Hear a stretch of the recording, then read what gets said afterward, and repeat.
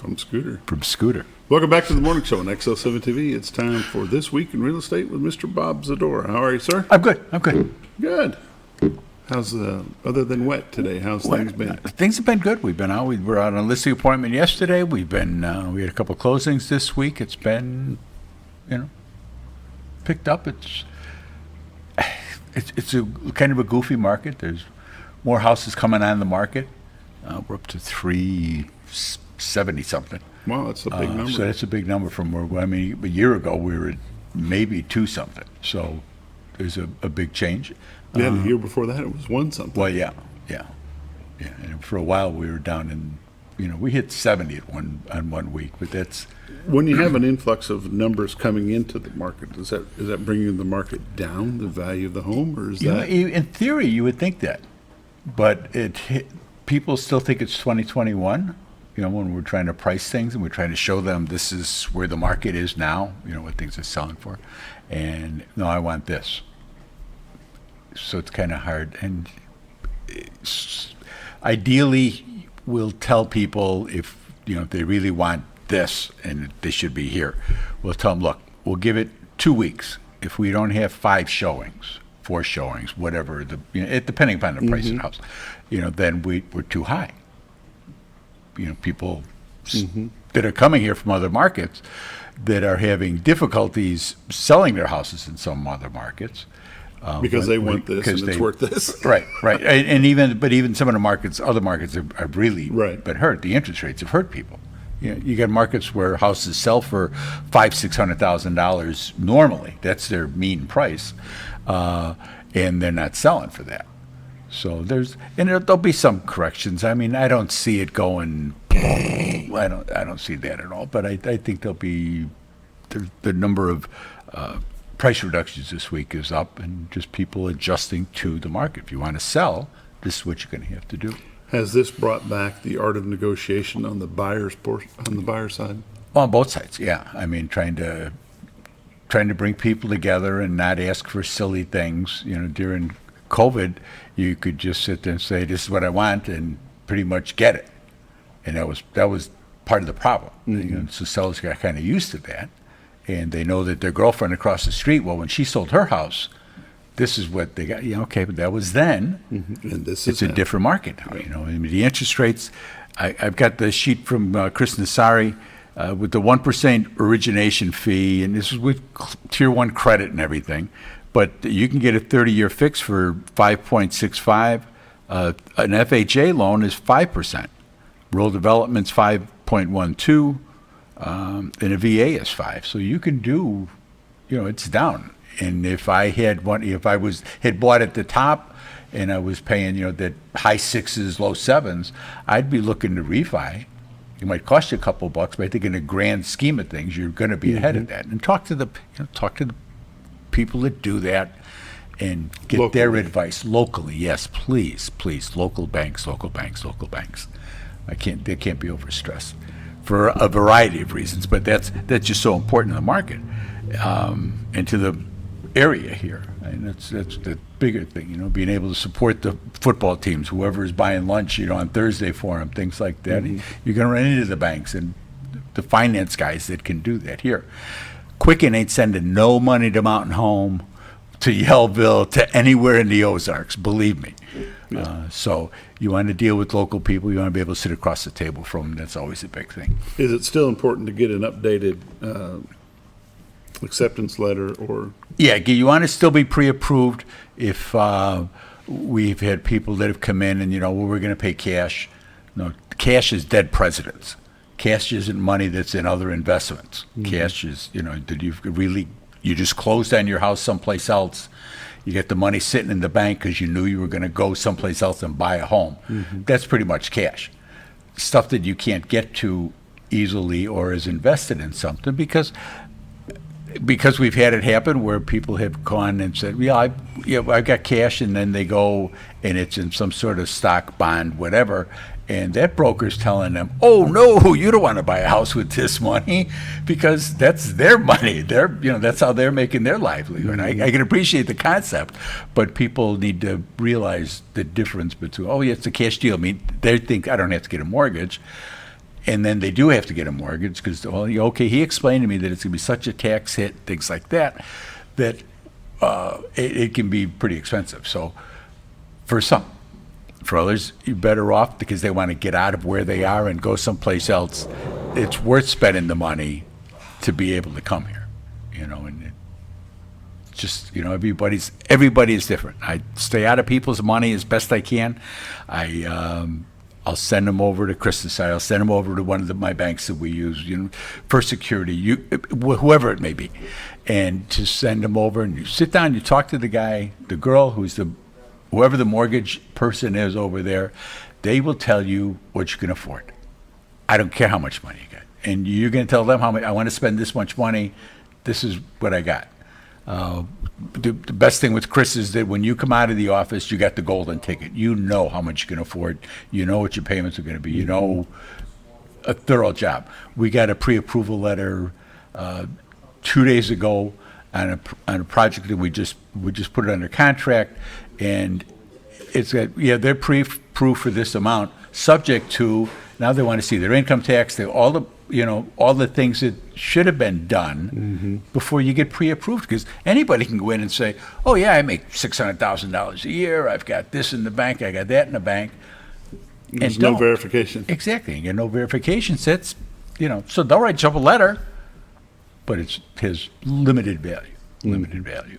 So just things that we do every day, Bobby. It's every day's a holiday, every meal's a feast, and we just go forward and we help people and we explain some things to them because they just don't know. And a lot of people don't know what they don't know. We had a couple in the office the other day, and we were talking, and they hadn't bought a house.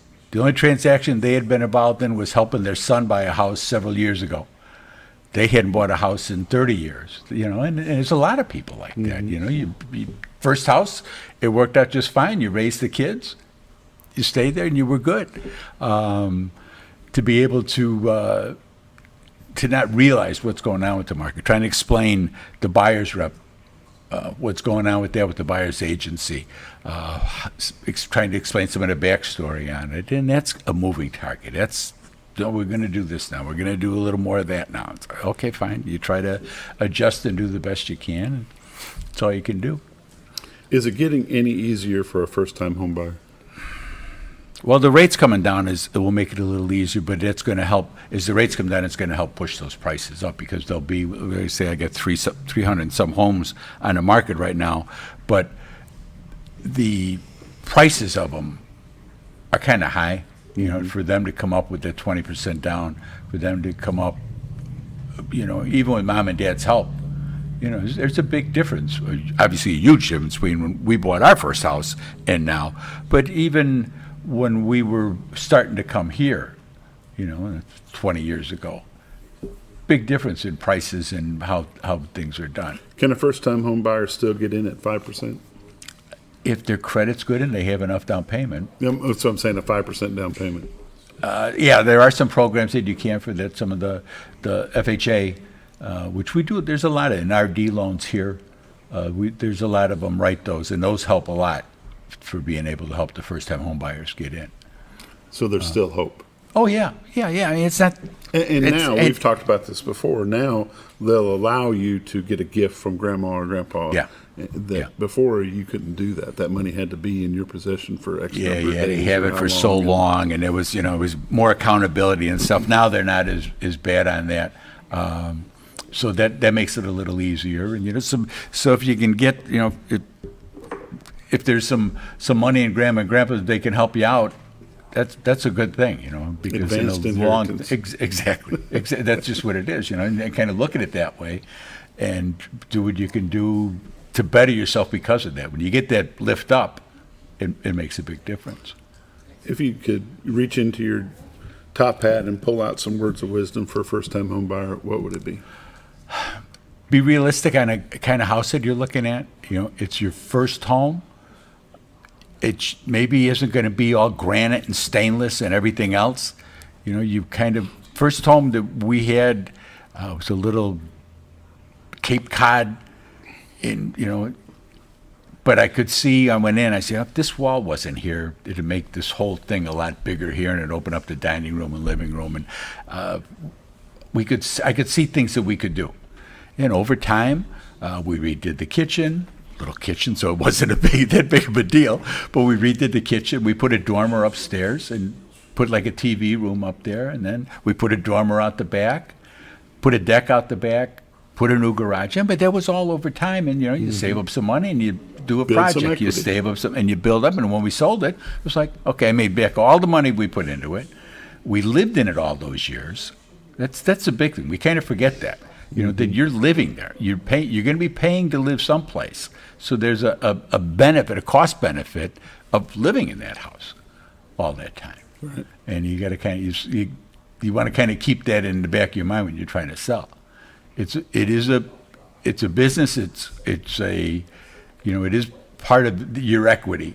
You want to build that up in the house, and you just kind of do it slow. And so if you live there for 5-7 years, kids are getting a little bigger. Now you need something a little more. You want to get a little more land.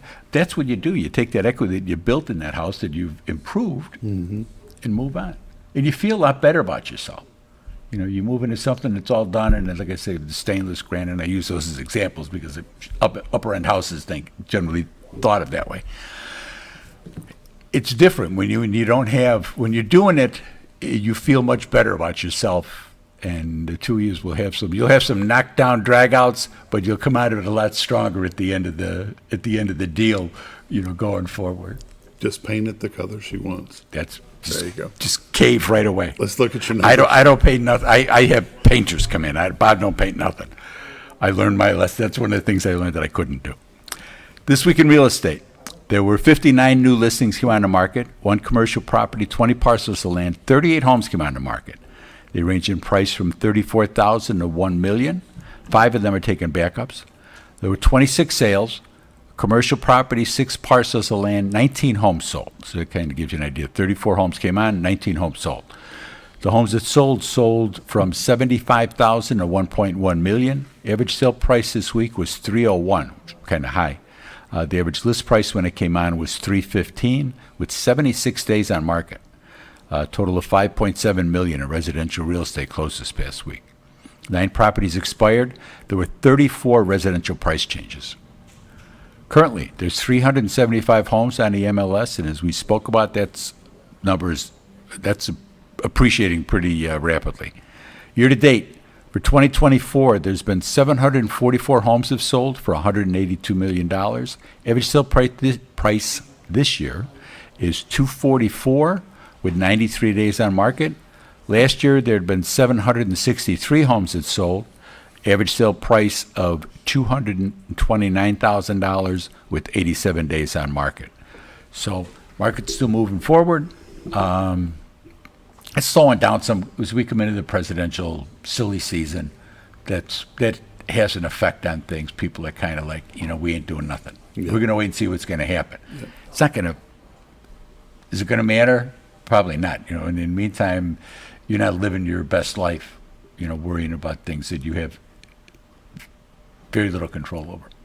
All I can do is vote. That's all you can do. Get out and vote. Get your friends to vote. Work your way down the ballot. That's all I'm going to say about voting.